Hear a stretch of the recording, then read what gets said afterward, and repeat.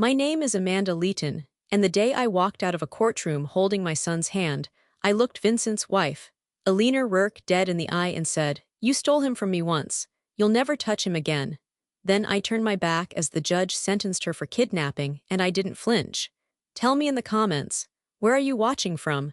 Because if you've ever been betrayed by the people who were supposed to protect you, you're going to feel every word of what happened to me.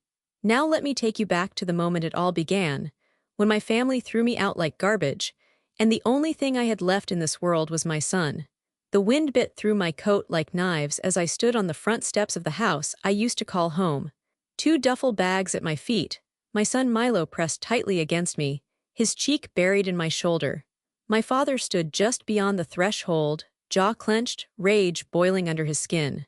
"You need to leave," he barked, voice shaking with more contempt than the cold. "And don't come back, you're not welcome here anymore." "Dad, please," my voice cracked, already raw from the cold and from holding back tears all morning. "I've got nowhere else to go. Just until I can." My mother's shadow appeared behind him, lips pressed into that tight line I used to confuse with restraint. Without a word, she stepped forward and slammed the door shut in my face. I didn't cry. Not yet. I just stood there, still holding Milo like a lifeline, listening to the sound of that door, our last door, locking behind me. "Mommy," Milo whispered, his breath fogging against my neck. "Did we do something bad?" "No, baby," I kissed the top of his head. "We didn't do anything wrong." But even as I said it, my hands trembled. The suburban Ohio sky was steel gray, the kind that threatened snow without ever delivering it. Everything around us was cold, sidewalk, sky, and most of all them. My parents, the people who raised me, who knew how hard I'd fought to be a mother, who once called Milo their little blessing, until he wasn't convenient anymore. I couldn't even carry the bags and hold Milo at the same time, so I crouched down and tried to make it a game. "Okay, champ," I said with a tight smile. "You take this one and I'll take the heavy one. Think you can help me?" He nodded solemnly and picked up the smaller duffel with both hands, his red gloves gripping the handles tight. I didn't look back, I couldn't. My parents' front porch disappeared behind us as we walked down the icy driveway toward the street, where my car sat like an old friend who'd also fallen on hard times. It was a dented Toyota Corolla with more rust than paint on the wheel wells. I prayed silently that it would start. We were halfway to the car when I heard it, the click of the front door opening again. I turned, hope flickering for half a second, but it wasn't an apology. "You made your choice," my father called out. "You picked that child over your husband, your family. Don't come crying to us now." I stood still, stunned. Milo's eyes widened. "Let's go, sweetheart," I said softly, turning away from the man I once called Dad. The engine coughed twice before starting, thank God. I strapped Milo into the backseat, fingers shaking as I pulled the seatbelt tight, then sat in the driver's seat, resting my forehead against the cold steering wheel. I hadn't eaten since yesterday. We'd been living in my parents' guest room for 3 weeks after my divorce finalized. I'd swallowed every ounce of pride to ask for their help.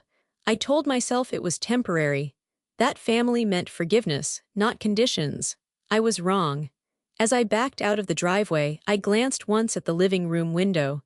The curtain twitched, then stilled. I hope she saw me leave. I hope she felt even an ounce of what I felt, what it's like to be cast out by your own blood while holding the one person you'd burn the world down to protect. We drove with no destination. The snow finally started to fall, slow, bitter flakes that disappeared as they hit the windshield. Milo fell asleep, clutching his stuffed rabbit. I just kept driving. I didn't know where we were going, but I knew what I needed now: safety, dignity, and justice for both of us. Because this was just the beginning. By the time we reached Cincinnati, my gas tank was nearly empty and my heart wasn't far behind. I called the only person I had left, Josie Bell. We'd been best friends since high school, though the years and miles had pulled us in different directions. She answered on the second ring. "Joe," I said, trying not to sound as desperate as I felt. "Can Milo and I stay with you, just for a little while?" She didn't hesitate. "Of course. Get over here, Mandy. Don't even ask, your family." That word, family. It cracked something open in me, but I swallowed it down. Josie's apartment was in a weather-worn building just off Vine Street, 2 flights up with creaky steps and a front door that stuck when it rained. She greeted us barefoot in pajama pants, arms already wide open. "I'd hug you," I said, brushing hair out of my face, "but I think I smell like exhaustion and whatever's left of my pride." She smiled. So basically like every other single mom on the planet. Milo followed her inside without hesitation, already at ease. Her apartment was cramped, 2 bedrooms, thin walls, and a leaky faucet that never quite turned off. But it was warm, and quiet, and safe. That night I curled up next to Milo on the pull-out couch and finally let myself cry after he'd fallen asleep. The next morning, Josie handed me a folded flyer with smudged ink. Janitor position, overnight shift, hospital maintenance crew. I blinked at it. I haven't worked nights since I was 20. You don't have the luxury of waiting for perfect, Mandy. You need a paycheck now. She was right. I applied that afternoon and was sweeping floors and scrubbing stairwells by the end of the week. I smelled like bleach and industrial soap by morning, and by noon, I was pouring coffee at Mama Kay's Diner, a tiny hole-in-the-wall place near Walnut Hills. That left just enough time between shifts to shower, change uniforms, and hug Milo before he fell asleep on the couch, wrapped in a blanket covered in cartoon rockets. Josie looked at me one night as I tucked him in, exhaustion carved into every corner of my face. "You sure you'll be okay leaving him here while you work?" she asked, voice low. "He doesn't seem scared, but still, it's a lot for a little guy." "He's braver than I am," I whispered, brushing Milo's hair off his forehead. "And he knows I'm doing this for him." "You're not alone," she reminded me, "even when it feels like it." That part I was still learning to believe. A few days later, I stood in line at the local neighborhood resource center waiting for food stamps. The fluorescent lights buzzed overhead. A baby was crying somewhere behind me. Everyone around me looked like they were trying to disappear into their jackets. No eye contact, no small talk, just shame and silence. I'd never imagined I'd end up here. I was once a homeowner, a wife, a mother who packed gluten-free lunches and watched documentaries about early literacy. Now I was counting grocery coupons and trying not to feel the weight of every sideways glance. "Ma'am," the woman behind the plastic partition called gently. "Your card's ready. Is your address still the same?" I opened my mouth, then closed it. No, my address was now a borrowed couch and a friend too kind to say no. "I'm staying with a friend. Just temporarily," I said, my voice low. She nodded without judgment and handed me the temporary assistance card. Walking out, I kept my head down, praying I wouldn't see anyone from my past, especially not someone from my old neighborhood where moms wore yoga pants and compared air fryers over pumpkin lattes. I didn't miss the life I had with Marcus, my ex-husband. But I missed stability. I missed choosing what to sacrifice, not having it ripped away. Still, I held on to one unshakable truth. I'd chosen Milo. Over comfort, over marriage, over everything. And I'd do it again. Even if it meant scrubbing vomit out of hospital linoleum and pouring coffee for people who barely looked me in the eye, because Milo was mine. And that meant I wasn't finished. Not yet. Milo was asleep on the couch again, curled into the same fleece rocket blanket he'd brought from our old house, his small face turned toward the back cushion like he was hiding from the world. I stood quietly near the kitchenette, mug of tea in my hands, lukewarm and long forgotten.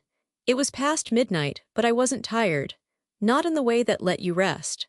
My body ached in places I hadn't noticed before, and my back screamed from lifting heavy trash bags all night, but my mind was replaying the same scene like it was burned into my memory.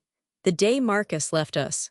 I could still feel the tension in that moment, the smell of cinnamon toast burning in the toaster, and the sound of Milo's little footsteps in the hallway upstairs, unaware that his world was being split in half. Marcus had been waiting in the kitchen when I got back from the adoption agency that afternoon. He didn't look angry at first, just still, as if his decision had already crystallized into something solid and unmovable. "You didn't even talk to me first," he said. "No hello. Warmth? I told you I was applying for emergency guardianship. There wasn't time to wait," I replied carefully, setting my bag down. "That doesn't make it okay," he snapped. "You should have talked to your husband before bringing home someone else's problem." My fingers had gone cold at that. "He's not a problem, Marcus. He's a little boy who needs—" "I don't care." His voice cracked through the air like thunder. I said no. I said I wasn't ready to raise a kid, much less that kid. He's not mine. "He doesn't have anyone else," I whispered, because saying it louder would have broken me. "He was in the system for 2 years. He aged out of 3 different homes because no one would keep him. He needs stability. He needs someone to choose him." Marcus stared at me like he didn't recognize me anymore. "You want to be a savior, Amanda? Fine, be one, but not with me." I stepped forward, heart pounding. Are you saying you want me to give him up? I'm saying I won't stay here and pretend this is normal. He spat, his face inches from mine. It's me or that kid. I'm not raising someone else's burden. That word, burden. As if Milo were a suitcase someone forgot at baggage claim. As if he wasn't this sweet, curious, stubborn little boy who asked me if bees have birthdays and cried during movies even when he pretended not to. I didn't even flinch when the coffee mug slipped from Marcus's hand and shattered against the tile. I just stood there, arms shaking but firm.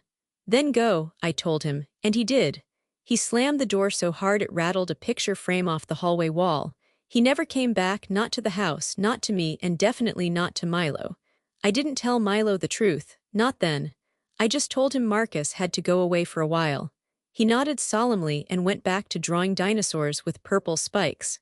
That was nearly a year ago. And still, every now and then, I'd catch Milo watching the door after we got home from school or work, like maybe, just maybe, Marcus would walk through it again. I'd learned to stop hoping for that. Mommy, a sleepy voice broke the silence. I turned quickly. Milo was half awake, his hair rumpled and eyes blinking slowly. Were you crying? No, baby, I said softly, kneeling beside him. Just thinking. He reached out and wrapped his arms around my neck, warm and trusting. I'm glad you picked me. I pressed my face into his little shoulder. Me too. More than anything, I was glad I hadn't caved to Marcus's cold logic. Because even though we were sleeping in borrowed spaces and eating instant oatmeal for dinner, I had something now that I never had in my marriage, a reason. Milo was that reason. And no matter how hard things got, I would never, never let him feel like he was a burden. Not in this house, not in this heart. The break room at Mama Kay's diner was barely big enough to hold a microwave, a chipped round table, and two mismatched chairs that creaked if you sat too fast. But on slow nights, just after the dinner rush, it became my little island of peace. 15 minutes to rest my aching feet, steal a few bites of my turkey sandwich, and check on Milo. Josie had picked him up from aftercare earlier that evening, and now he sat cross-legged on one of the chairs, happily munching on a grilled cheese and watching the small TV mounted in the corner. The sound was low, just background noise, but it kept him content. I sat across from him, kicked off my shoes, and watched him swing his legs like he didn't have a care in the world. "Whatcha watching, kiddo?" I asked between sips of weak diner coffee. He shrugged. "Some man talking about computers." I glanced at the screen.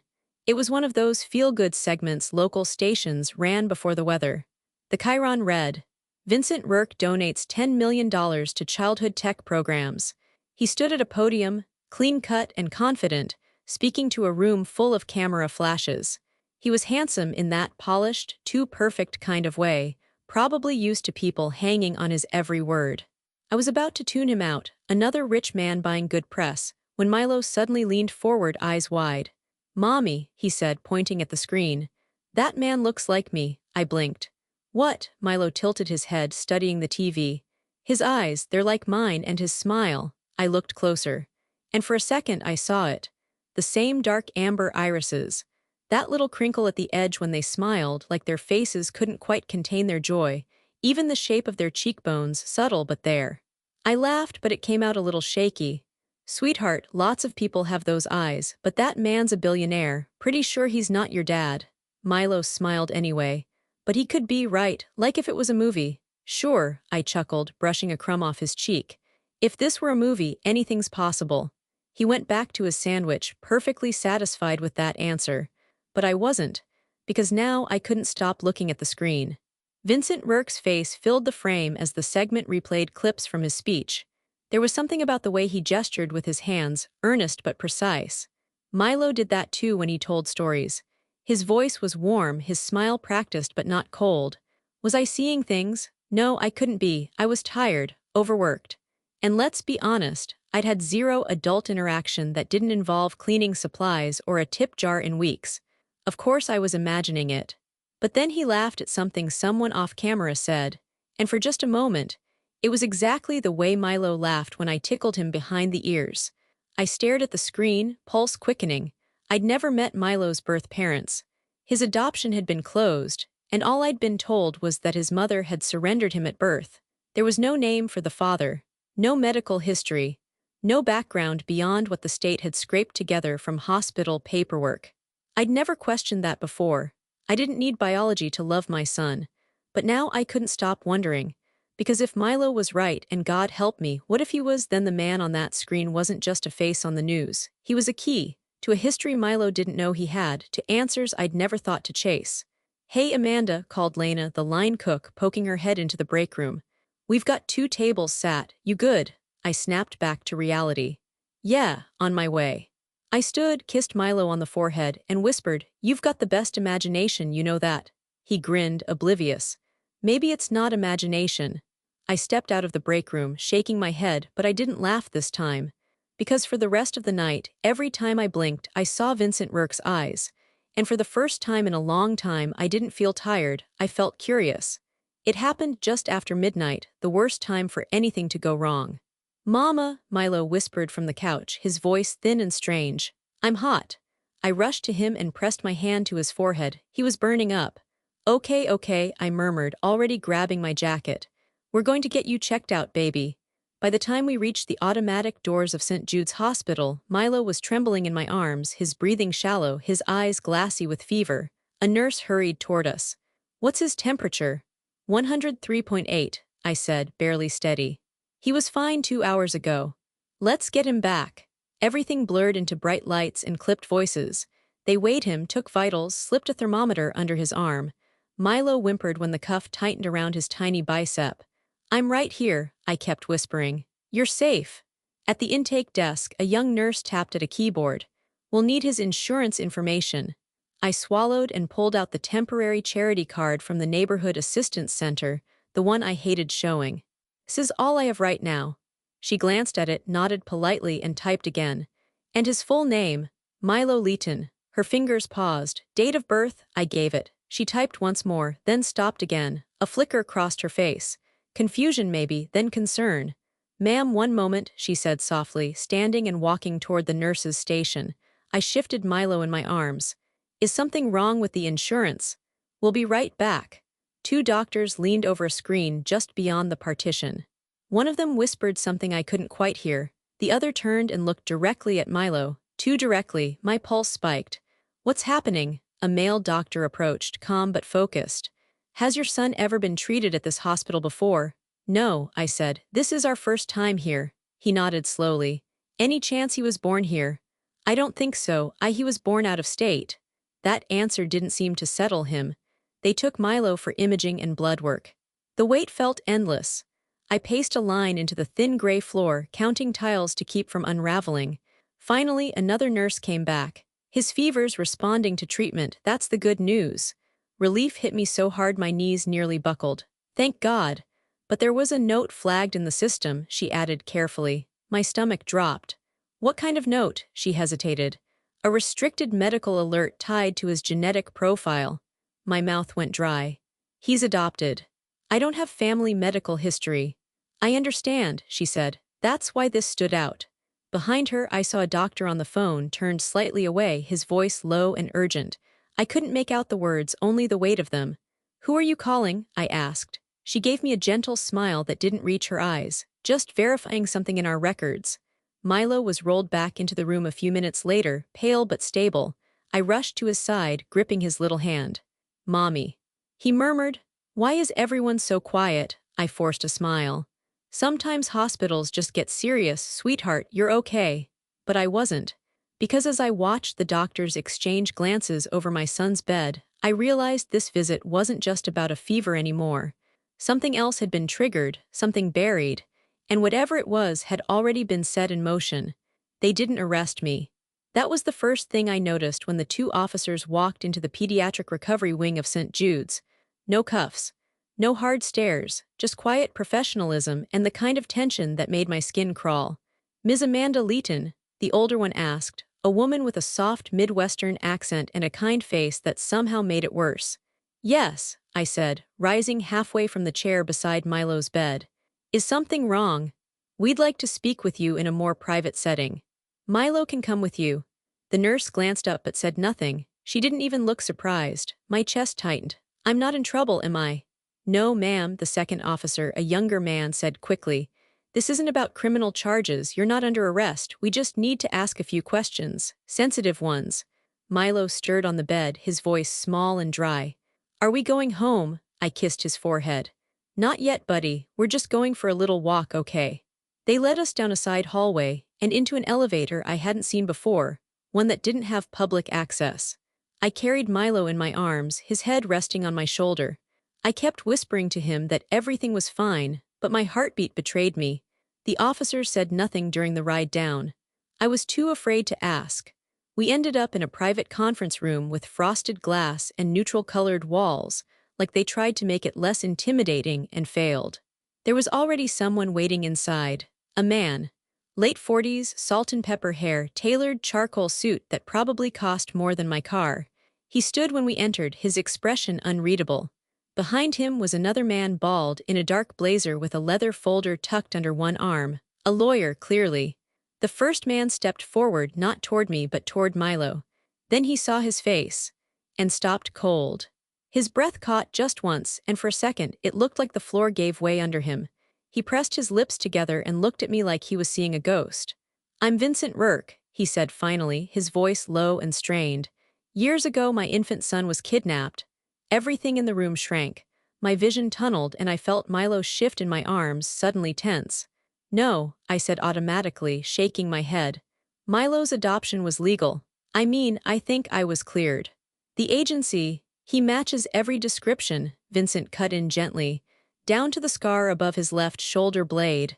I blinked. That scar. I remembered asking the social worker about it when I first brought Milo home. She didn't know.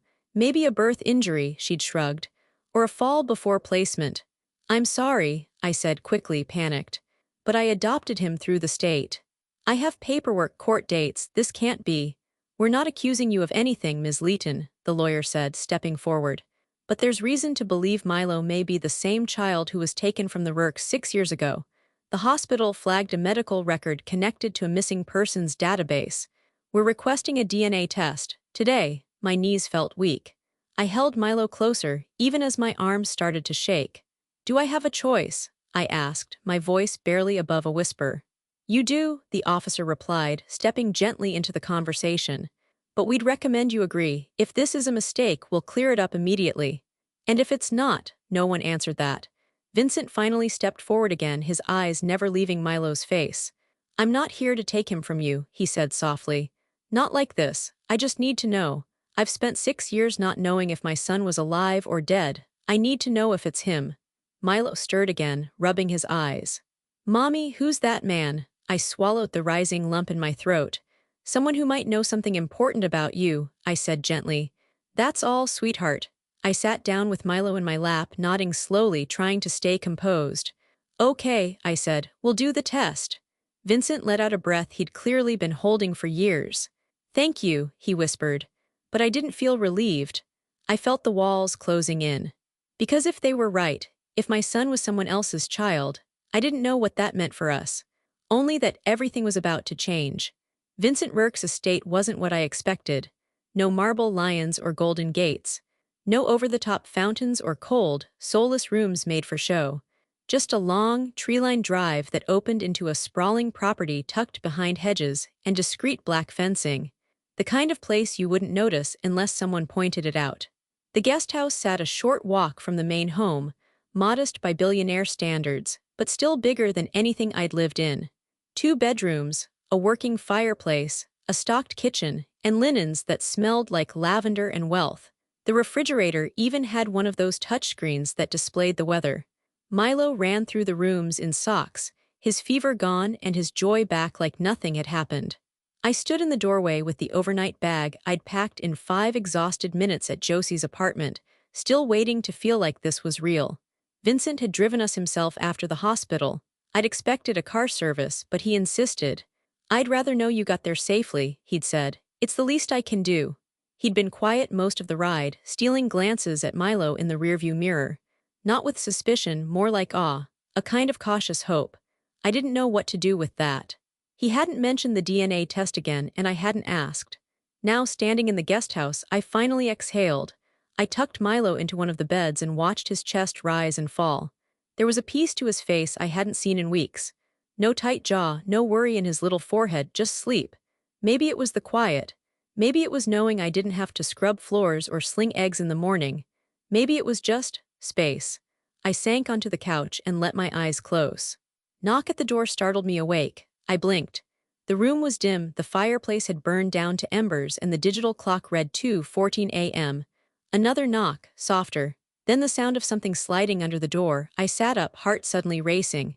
I crept over, careful not to wake Milo, and bent to pick up the envelope. No name, no return address, just a thin cream-colored envelope with a slight perfume scent. I opened it slowly. Inside, a single sheet of paper, typed, "Leave."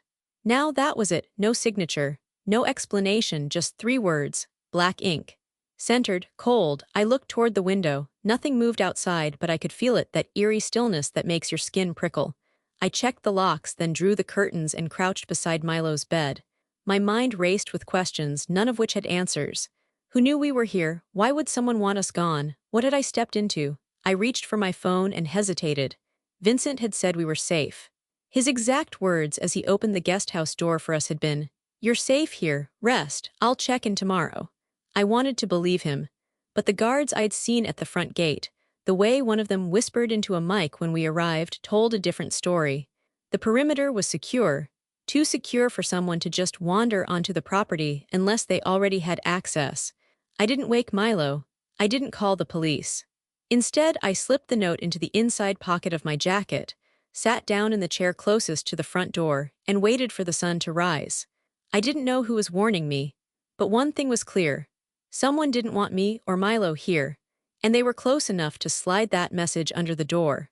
By the time Vincent returned to the estate the next morning, the envelope was folded neatly inside my coat pocket, the message still pulsing in my mind like a warning bell that wouldn't stop ringing. Milo was outside with one of the guards, throwing pebbles into the koi pond near the greenhouse, completely unaware that his entire world was unraveling and rebuilding all at once. Vincent asked to speak with me in the library. Of course he had one, with floor-to-ceiling windows and rows of actual books, not just glossy hardcovers arranged for show.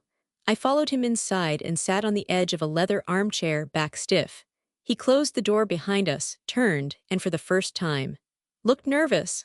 "I have the results," he said quietly. I gripped the arm of the chair. "And he didn't make me wait. He's mine, Milo is my son." The words came with a gentleness that startled me. I didn't speak for a long moment. Just felt my lungs expand, then release the breath I didn't know I'd been holding for 6 years. So it was true. That face Milo saw on TV, that gut instinct he had, the one I laughed off, it was right. Somehow, my son had found his father in a stranger. And recognized something even I hadn't allowed myself to believe. Vincent sat across from me, clasping his hands. "I don't want to disrupt his life. I can't imagine what you're thinking right now. I wanted you to know. You deserve to know." My fingers twitched inside the pocket of my coat, brushing against the envelope. "You said he was kidnapped," I murmured. "Was there ever any suspect?" Vincent's expression darkened. "No forced entry, no witnesses. Just a nurse stepping away for a minute during a shift change. He was 5 weeks old." His voice cracked then, just barely. "They said maybe it was an inside job, someone who knew the security system, but after 6 months the leads dried up. And your wife," he stilled. "What about her?" Before he could answer, a knock interrupted us. It was a man I hadn't seen before, sharp suit, smooth voice. "Mr. Rourke, Ms. Leeton. May I speak to you privately?" Vincent nodded, motioning him in. "This is Lane Harrington. He's been my head of private security for 12 years. I straightened instinctively. The envelope in my pocket burned like a brand. "Go ahead," Vincent said. Lane looked at me first. "I wanted to inform you both we traced the source of the note you received." I didn't ask how he knew I had it. The message was typed on a very specific model of office machine, one we supply in only 2 locations. "Here?" I asked, though I already knew. Lane nodded. "And more specifically, from a printer connected to the secure home network in the main house." "Your house, Vincent." The air changed. Vincent's face went pale. "You're saying someone in my home had direct access to the printer, the gate logs, and knew the exact guest house you were assigned, Amanda. That narrows it to staff or family." Silence pressed against the walls. Lane took a breath. "We're continuing the investigation discreetly, but I believe your wife may have had the means and motive." Vincent's voice dropped. You think Alina had something to do with Milo's disappearance? We're not ready to confirm that, Lane said carefully, but we believe she's behind the threat issued last night, which raises larger questions. I stood slowly. So you think 6 years ago she might have taken him? I think, Lane said softly, you should prepare yourself for that possibility. Vincent didn't speak. He just turned away and stared out the tall library window toward the guest house, where Milo was now kneeling beside the pond, tapping the water with a twig, laughing. And I realized something right then. This wasn't a reunion. It was a reckoning. The balcony off Vincent's study overlooked the rose gardens, trimmed, symmetrical, too perfect to feel real. I stood there with my arms crossed, watching him pace like a man unraveling thread he didn't remember weaving. The sunset spilled gold across the stone floor, but nothing about the moment felt warm. She took him, I said, voice calm, but only because I'd spent the last hour clenching my fists to keep it that way. Your wife, she took him from wherever he was and raised him like he never existed. Vincent stopped walking. His back stiffened. His hands dropped to his sides. I didn't want to believe it, he murmured. But the timeline, the gaps in her story. There were always inconsistencies, but I chalked it up to grief. We both fell apart when Milo disappeared. I stepped closer, eyes never leaving him. But you didn't fall far enough to steal a child. No, he said, turning to face me. No, I didn't. His jaw clenched as he looked out over the trees. I had no idea she hated the idea of motherhood that much, he whispered. She used to say she just wasn't ready, that maybe the pressure of the spotlight made everything worse. After Milo vanished, she stopped talking about children entirely. She never wanted to try again. Because she already had one, I said bitterly. He didn't argue. Below us, a pair of plainclothes detectives stepped out of the main house, their jackets pulled against the evening chill. One of them looked up, made brief eye contact with Vincent, then kept walking toward their car. Is this going to become public? I asked. Vincent sighed. Not if I can help it. Not until we know everything. They're interviewing staff, tracing financial transactions, digging through private records. If she was involved, we'll find it. I leaned against the balcony railing, the breeze lifting my hair. She must have paid someone. No way she pulled this off alone. Milo was in the system. He had paperwork. She has influence, he said, eyes narrowing. More than I thought. The silence between us stretched too long. What happens now? I asked. Vincent looked at me, tired, but clearer than I'd ever seen him. Now we find out exactly what she did, and who else helped her. The courthouse steps were swarming with cameras. Reporters called out names, questions slicing through the crisp morning air like blades. I kept my head down, one hand holding Milo's, the other gripping the lapel of my borrowed blazer, an old one of Josie's that still smelled faintly of lemongrass and resilience. Vincent walked ahead, flanked by 2 attorneys and a security officer. His jaw was set, eyes shadowed by sunglasses, but I saw it, his hands shaking just slightly at his sides. Inside, the courtroom was packed, not just with press and legal teams, but with spectators, murmuring under their breath like they'd stumbled into a courtroom drama come to life. Milo sat beside me, small and serious in a navy blue sweater that didn't quite hide how tightly he was holding my hand. The bailiff called the session to order, and all at once, the world felt like it was holding its breath. Then the doors opened, and Alina Rourke was led in, cuffed, in a tailored gray suit with her once golden hair pulled back so tightly it made her look sharper than human. She didn't look at Vincent, didn't glance at me. Her gaze went straight ahead, jaw lifted like she still owned the room. She looks normal, Milo whispered, confused. I squeezed his hand. Nothing about what she'd done was normal. The prosecutor stood. The court will hear opening statements in the matter of Alina Rourke, charged with felony kidnapping, falsifying adoption records, obstruction of justice, and child endangerment. It all sounded so clinical, so small compared to what had really been taken. They called witnesses. A nurse from the maternity ward who recalled a security shift glitch. A former assistant of Alina's who remembered unusual cash withdrawals. The detective who traced the adoption paperwork to a shadowy chain of forged signatures and backdated authorizations. But it wasn't until Alina took the stand that the courtroom went truly silent. Her lawyer didn't speak first. She did, unprompted, unapologetic. I didn't want a child, she said clearly, her voice echoing off the marble walls, gasps. The judge ordered quiet. I told Vincent I wasn't ready, she continued, staring into the middle distance. I told him I couldn't do it, that everything we'd built would come undone.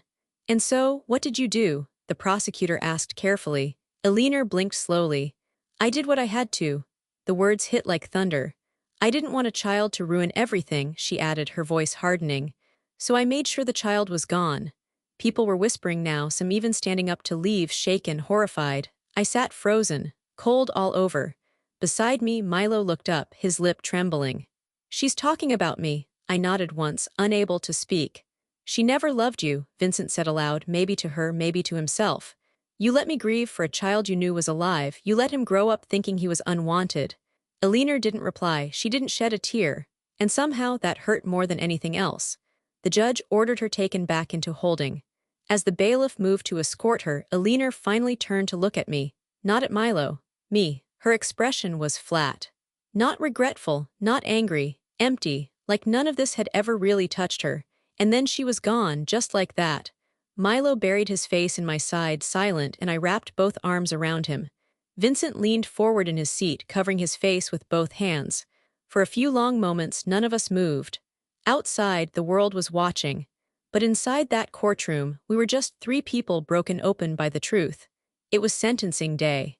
The final chapter to a nightmare no one in that courtroom had expected to end the way it did. I stood in the hallway just outside the heavy oak doors, smoothing Milo's sweater where it bunched near his shoulders. He sat quietly on a bench, clutching the stuffed dinosaur he hadn't let go of since the first court appearance. His legs didn't quite reach the floor. His eyes searched mine, the unspoken question floating just beneath the surface. After today, I whispered to him, everything changes. He nodded like he believed me. And maybe, for the first time, I believed it too. Inside, the courtroom buzzed with nervous energy. Cameras weren't allowed during sentencing, but journalists filled every seat they could, scribbling notes, watching every twitch of emotion on Vincent's face. And mine. Eleanor entered for the last time, no longer in tailored suits, but in a standard-issue jumpsuit. She didn't look at anyone as she took her place at the defendant's table. The judge's voice was clear and firm as he read the charges. On counts of kidnapping, obstruction of justice, falsification of documents, and interfering with a legal adoption process, he paused. Eleanor stared straight ahead. This court finds the defendant guilty on all counts. A ripple moved through the room. Milo squeezed my hand tightly. She is hereby sentenced to 25 years in federal custody, with no possibility of parole before 15 years served.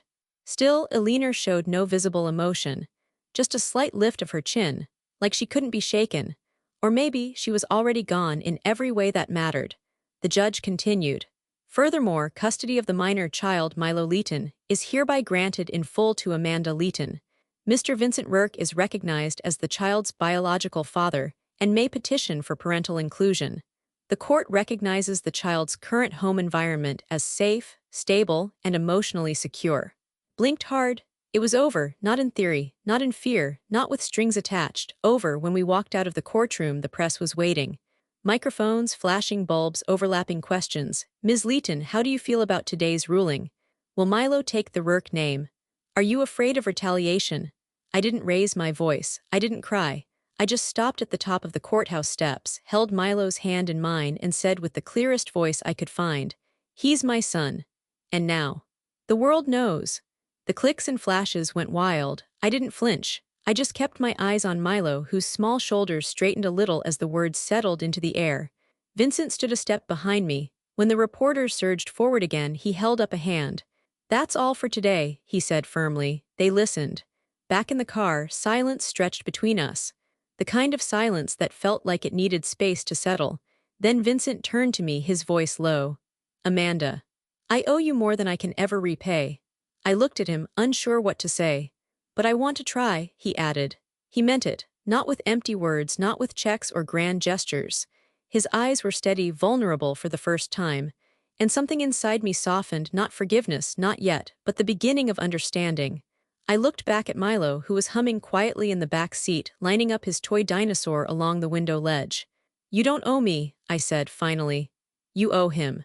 Vincent nodded slowly. Then I'll start there.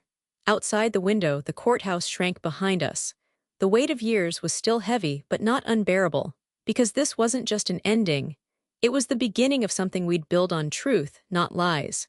I hadn't stepped inside an office in nearly a year.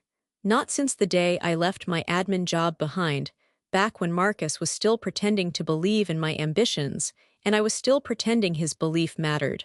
Now here I was again, standing in the glass-walled hallway of a nonprofit headquarters with a laminated badge clipped to my borrowed blazer, staring at my own name on the office door. Amanda Leeton, Program Director, Rourke Foundation Education Access Initiative. Josie had cried when I told her. From night shift mops to managing a multi-million-dollar project, she'd said between hugs and disbelief. Girl, you didn't just survive, you flipped the whole table. And she was right, I had. Vincent had offered the position with no pomp or pity, just a clean, open sentence over coffee in his sunlit study. You know more about what underserved children need than any consultant I've paid to tell me how to help them. I'd hesitated. This isn't charity, is it? He looked at me steady. You're not here because of Milo. You're here because you earned this. And that was the part I believed. My first day was a whirlwind of onboarding meetings, policy files, community partnerships. I expected to feel overwhelmed. I expected imposter syndrome to sneak in like smoke under a locked door. But what I didn't expect was how ready I felt. Every intake form I rewrote, I remembered what it was like to fill them out, exhausted and invisible. Every staff training I led, I remembered being the woman no one noticed in the food stamp line. I knew exactly how the system failed people, not because I'd studied it, but because I'd lived inside its cracks. And now I had the power to help seal some of those cracks for Milo, for other mothers like me, for kids no one had picked. Vincent and I worked together more closely than I expected. He wasn't always in the office. He still had Rourke Tech to run, but he showed up often enough that our conversations turned from business reports to longer talks about purpose, regret, and quietly, hope. There were evenings we stayed late, reviewing grant proposals under warm lamplight while Milo drew rockets on the whiteboard or fell asleep under my desk with headphones on. We'd sit across from each other, separated by a conference table and 6 years of grief, betrayal, and accidental reunion. But little by little, the silence softened. One night, as I was packing up, Vincent lingered by the window, watching the city lights blur into the glass. He still asks about the stars, he said. Says he wants to build a rocket someday, I smiled.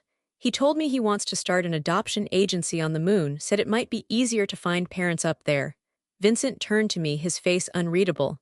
You taught him that, he said. What? That hope isn't tied to outcomes, that he can want something, even if it seems impossible. I looked down, suddenly shy. I just didn't want him to think he was unwanted. He never was, he said. Not for 1 second, not by you. Something shifted then. A space opened between us, not romantic, not yet, but something deeper, respect, maybe even admiration. Maybe eventually something that could grow into trust. I didn't need Vincent to rescue me. I didn't need his last name or his money. What I needed was what I was finally building with my own 2 hands, a life that fit, a purpose that felt earned, and a place where Milo could thrive, not just survive. I closed my office door behind me that night and walked down the hall with lighter steps, my son's hand swinging in mine. The lights were hotter than I remembered, or maybe it was just the weight of the moment. Either way, I stood at the center of the stage in Geneva, facing hundreds of delegates, activists, and policymakers, none of whom knew the woman I used to be, but they knew my work. And today they would hear my story. My name is Amanda Leeton, I began, steady, clear. I used to believe that love was enough to protect a child, that it would outweigh every system, every silence, every door closed in your face. But 5 years ago, I learned that love alone isn't enough. Love needs structure, it needs truth, and it needs to be protected by justice. Behind the curtain, I knew Milo was listening. He was 11 now, taller, quieter in some ways but deeper. He had a way of watching people that reminded me of someone I once met on a TV screen, a man he now called Dad without hesitation, though he still reserved Daddy for the man who earned it over time, not by blood. Vincent stood beside him backstage, his arm casually slung around Milo's shoulder. They whispered back and forth, sharing a grin that came from years of backyard soccer games, late-night homework battles, and co-parenting rhythms built slowly, patiently. Out on stage, I told our story. Not just the trauma, but the repair. Not just what had been taken, but what had been built from the ashes. When I was left on a front porch in the dead of winter with a child I refused to abandon, I had no idea that the world would eventually listen. I just knew I couldn't give up. I looked out over the audience, no longer afraid of their attention. That child, my son, is why I stand here today, because every child deserves a family who fights for them. And every parent, no matter their path, deserves a system that sees them. There was a pause, then thunderous applause. Backstage, Milo beamed. A group of children from the Foundation's youth program surrounded him, nudging and whispering. "That's your mom," he nodded proudly, standing a little taller in his blazer. "Yeah," he said, "that's my mom. She saved me even when no one else would." Vincent looked down at him, emotion flickering in his eyes. "She's something, isn't she?" Milo didn't answer. He just smiled.